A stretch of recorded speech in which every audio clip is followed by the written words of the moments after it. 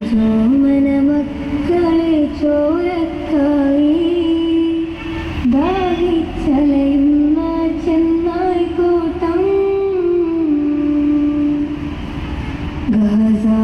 ഗസാത്തരൂകിലെ ചോര കണ്ടേ ഞാനും എഴുതട്ടൊരു കണ്ണീർ കാവ്യം. സോമന മക്കളെ ചോരക്കായി ദാഹിച്ചലയുന്ന ചെന്നായി കൂട്ടം മരിച്ചത് ഞാനല്ല നീയാണ് മുസ്ലിമേ. ഫാസിസ തടവറയിൽ അടിമയായി നിൽപ്പോ നീ എന്ന് തീരും ഈ കണ്ണുനീരിൻ മോചനം നേടുകില്ലേ. ഫലസ്തീൻ ചിരിയെന്നത് കാണാൻ